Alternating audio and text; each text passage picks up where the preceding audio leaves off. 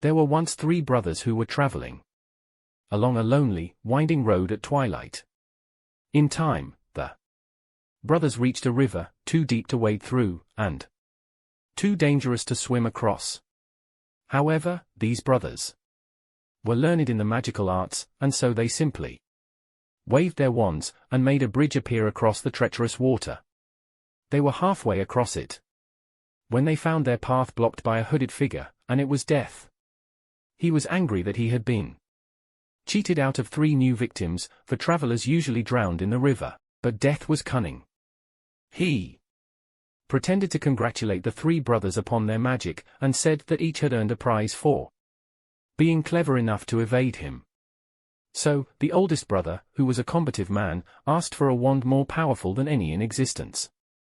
A wand that must always win battles for its owner. A wand worthy of a wizard who had conquered Death. So, Death had crossed to an elder tree on the banks of the river, fashioned a wand from a branch that had hung there, and gave it to the oldest brother. Then the second brother, who was an arrogant man, decided that he wanted to humiliate Death still further, and asked for the power to recall others from Death. So, Death picked up a stone from the river bank and gave it to the second brother, and told him that the stone would have the power to bring back the dead. Finally, Death turned to the third brother. A humble man, he asked for something that would enable him to go forth from that place without being followed by Death. And so it was that Death reluctantly handed over his own cloak of invisibility. In due course, the brothers separated, each for his own destination. The first brother traveled for a week or more, and, reaching a distant village, sought out a fellow wizard, with whom he had a quarrel. Naturally, with the elder wand as his weapon, he could not fail to win the duel that followed. Leaving his enemy dead upon the floor, the oldest brother proceeded to an inn, where he boasted of the powerful wand which he had snatched from Death himself and of how it made him invincible. That very night, another wizard crept upon the oldest brother as he lay wine-sodden upon his bed. The thief took the wand, and, for good measure, slit the oldest brother's throat. And so, Death took the first brother for his own.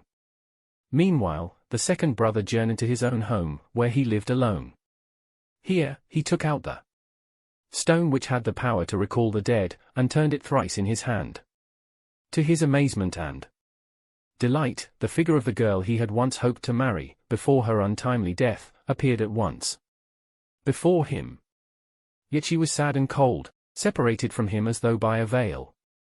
Though she had returned to the mortal world, she did not truly belong there, and suffered.